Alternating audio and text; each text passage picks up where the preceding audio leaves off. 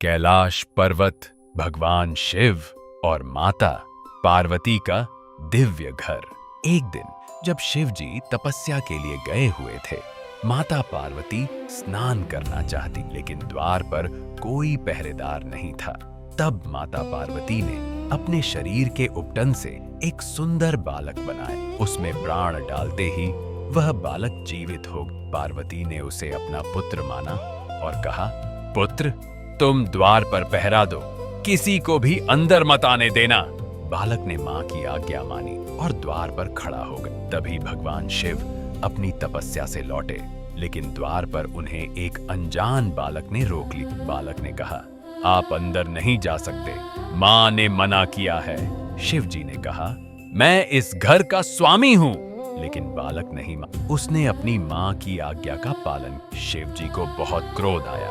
उन्होंने अपने गणों को भेजा, लेकिन बहादुर बालक ने सबको हरा दिया। अंत में क्रोधित शिव जी ने अपने त्रिशूल से बालक का सिर काट दिया। जब माता पार्वती ने यह देखा, वे बहुत दुखी हो गईं। उन्होंने शिव जी को बताया कि यह उनका अपना पुत्र था। शिव जी को अपनी गलती का बहुत पछतावा हुआ। पार्वती के कहने पर शिव जी ने अपने गणों को उत्तर दिशा में भेजा। वहां उन्हें एक सोता हुआ हाथी मिला। शिव जी ने उस हाथी का सिर बालक के शरीर पर लगा दिया और दिव्य मंत्रों से उसे फिर से जीवित कर दिया। बालक जीवित हो उठा और बोला, मां, पिताजी।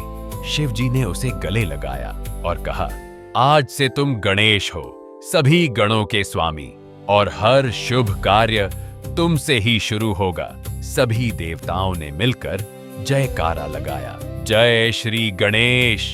तो बच्चों, इसीलिए गणेश जी का सिर हाथी का है, और इसीलिए हर शुभ कार्य से पहले हम कहते हैं, श्री गणेशाय नमः। सीख, हमेशा अपने माता पिता की आज्ञा का पालन करना चाहिए।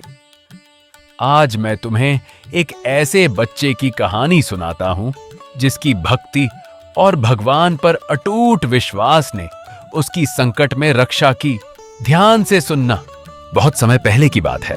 त्रेता युग से पहले सत्य और असत्य का महासंग्राम चल रहा था। धरती पर पाप बेहद बढ़ रहा था। एक बहुत शक्तिशाली राजा था, हिरण्यकश्यप। वह इतना घमंडी था कि खुद को ही भगवान समझता था। वह चाहता था कि सभी लोग उसी की पूजा करें, लेकिन उसका बेटा प्रहलाद बिल्कुल अलग था। प्रहलाद बहुत ही अच्छा और भोला बच्चा था। वह हर समय भगवान विष्णु का नाम लेता और कहता, भगवान सब जगह है और वही हमारी रक्षा करते हैं। यह बात उसके पिता को बिल्कुल पसंद नहीं थी। उन्होंने प्रहलाद को कई बार डराने और सजा देने की कोशिश की, लेकिन हर बार भगवान की कृपा से प्रहलाद सुरक्षित बच जाते। प्रहलाद के मन में डर नहीं था, क्योंकि उसे भगवान पर पूरा विश्वास था। एक दिन हिरण्यकश्यप ने अपनी बहन होलिका को बुलाया। होलिका को वरदान मिला था कि उसे आग जला नहीं सकती। राजा ने योजना बनाई कि होलिका प्रहलाद को गोद में लेकर आग में बैठेगी, जिससे प्रहलाद जल जाएगा। चिता तैयार की गई। चारों तरफ लोग खड़े थे। होलिका प्रहलाद को लेकर आग में बैठ गई। आग की लपटें तेज होने लगी, लेकिन प्रहलाद ने आंखें बंद की और भगवान का नाम लेने लगे। तभी एक चमत्कार हुआ। आग ने प्रहलाद को छू तक नहीं पाया। वह सुरक्षित रहे। लेकिन होलिका, जिसने अपने वरदान का गलत इस्तेमाल किया था, आग में जलकर राख हो गई। सभी लोग यह देखकर हैरान रह गए। तब सबको समझ आया कि सच्ची भक्ति और अच्छाई हमेशा बुराई पर जीत हासिल करती है। इसी घटना की याद में हर साल होली से एक दिन पहले होलिका दहन मनाया जाता है। लोग आग जलाते हैं और यह याद करते हैं कि चाहे बुराई कितनी भी ताकतवर क्यों न हो, अंत में जीत अच्छाई की ही होती है। तो बच्चों, इस कहानी से हमें क्या सीख मिलती है? अच्छे बनो, सच बोलो और भगवान पर विश्वास रखो।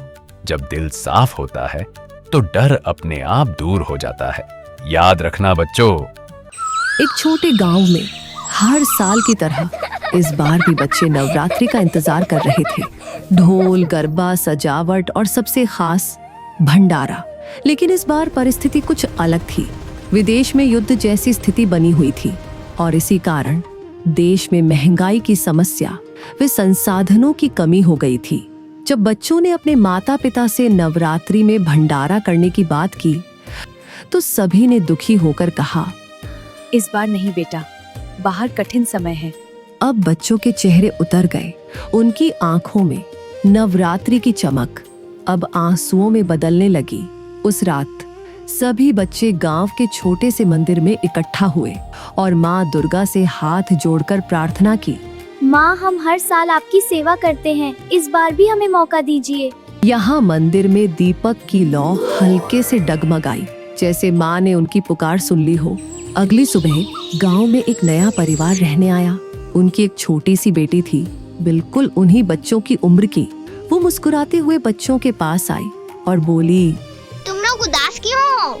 जब बच्चों ने अपनी समस्या बताई तो वो लड़की हल्के से मुस्कुराई और बोली, नवरात्रि तो इस बार भी वैसे ही मनाएंगे जैसे हर साल मनाते हो। अब बच्चे हैरान थे, लेकिन उसकी बातों में एक अजीब सा विश्वास था। धीरे धीरे चमत्कार होने लगे। किसी ने अनाज दान किया, किसी ने सब्जियां भेजी और अचानक भंडारे के लिए लगने वाली सामग्री अपने आप एकत्रित हो गई। पूरा गांव मिलकर फिर से सज गया। भंडारा प्रसाद तैयार हुआ, पूरे गांव ने ग्रहण किया और नवरात्रि की खुशियां लौट आईं। लेकिन जब बच्चों ने उस लड़की को धन्यवाद देने के लिए ढूंढा, वो कहीं नहीं मिली। उसका घर भी खाली था। बच्चे दौड़ते हुए मंदिर पहुंचे और वहां माँ दुर्गा की मूर्ति को देखकर उनकी आंखें आश्चर्य से भर गईं। माँ के चेहरे पर वही मुस्कान थी जो उस छोटी लड़की के चेहरे पर थी। तभी सभी बच्चों ने एक साथ कहा, जय माता दी। और माँ दुर्गा खुद एक छोटी बच्ची बनकर आई थी, अपने भक्तों की मदद करने। जहाँ सच्ची श्रद्धा होती है, वहाँ माँ दुर्गा किसी न किसी रूप में जरूर आती है। बच्चों, क्या तुमने आसमान में एक ऐसा तारा देखा है जो हमेशा एक ही जगह चमकता रहता है? क्या तुम जानते हो कि वह तारा एक छोटे से बहादुर बालक की कहानी है? आओ, आज मैं तुम्हें अटल बालक ध्रुव की प्रेरणादायक कहानी सुनाता हूँ। बहुत समय पहले एक राजा थे जिनका नाम था उत्तानपाद। उनकी 2 रानियां थीं, सुनीति और सुरुचि। सुनीति बहुत सरल स्वभाव की थी, लेकिन सुरुचि घमंडी और चालाक थी। सुनीति के पुत्र का नाम था ध्रुव। एक दिन छोटा ध्रुव अपने पिता के महल गया। वहां उसने देखा कि राजा अपने दूसरे बेटे को गोद में बैठाए हुए हैं। ध्रुव ने भी मासूमियत से कहा, पिताजी, मुझे भी अपनी गोद में बैठाइए ना। तभी रानी सुरुचि ने उसे डांटते हुए कहा, अगर राजा की गोद में बैठना है तो पहले भगवान की तपस्या कर। यह सुनकर ध्रुव बहुत दुखी हुआ, लेकिन उसने रोना नहीं चुना। उसने दृढ़ निश्चय किया, मैं भगवान को खोजूंगा। छोटा सा बालक ध्रुव अकेला जंगल चला गया। वह भगवान विष्णु का ध्यान करने लगा। गर्मी, सर्दी और बारिश सब कुछ सहते हुए उसने कठोर तपस्या की। कई वर्षों बाद भगवान विष्णु उसके सामने प्रकट हुए और बोले, ध्रुव, तुम्हारी भक्ति से मैं प्रसन्न हूँ। तुम्हारी सभी इच्छाएं पूरी होंगी। ध्रुव घर लौटा। बाद में वह एक न्यायप्रिय राजा बना और कहते हैं कि मृत्यु के बाद उसे आकाश में एक स्थिर तारे का स्थान मिला, जिसे आज हम ध्रुव तारा कहते हैं। बच्चों, इस कहानी से हमें सीख मिलती है कि सच्ची मेहनत और अटल विश्वास कभी व्यर्थ नहीं जाते। जो हिम्मत नहीं हारता, वही जीवन में सबसे ऊंचा स्थान पाता है और ईश्वर पर विश्वास रखने वालों की मनोकामनाएं अवश्य पूरी होती हैं।